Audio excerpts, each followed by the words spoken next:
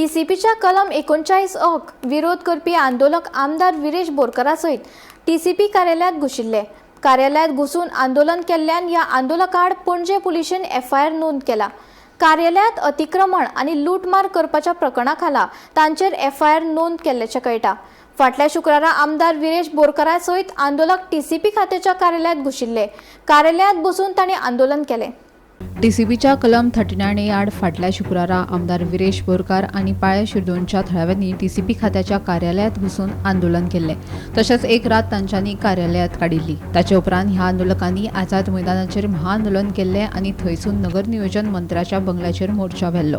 मजगती मंत्र्याच्या घराचेर मोर्चा भरपी आंदोलकां आड कारवाय जातली।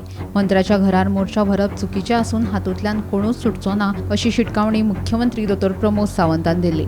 तशेंच टीसीपी खात्याच्या कार्यालयातल्यान काय फायली गायब झाल्या हे विशीं अधिकाऱ्यान पणजी पुलिशेंत कागाळ केल्या म्हणून मुख्यमंत्र्यान सांगिल्ले। देखून कार्यालयात बसून आंदोलन केल्ल्यान आणि हे आंदोलना वेळार काय फायली गायब जाल्या प्रकरणात पणजे पुलिशेन आमदार बोरकार आणि आंदोलकां आड एफआयआर नोंद केल्याचे कळटा। टीसीपी खात्यातल्यो प्रादेशीक आराखड्या विशीं 10 तालुक्या संबंधीच्यो फायली गायब जाल्ल्याचे टीसीपी खात्याच्या अधिकाऱ्यान पुलिशेक कळीत केले। पेडणे, बार्देस, दिवचल आणि सत्तरी, तिसवाडी, मुरगांव, साश्टी, काणकोणा, फोंड्या, केपें, सांगे आणि धारबांदोडा ह्या तालुक्याच्यो प्रादेशीक आराखड्या संबंधीच्यो फायली गायब जाल्ल्याचे कळटा।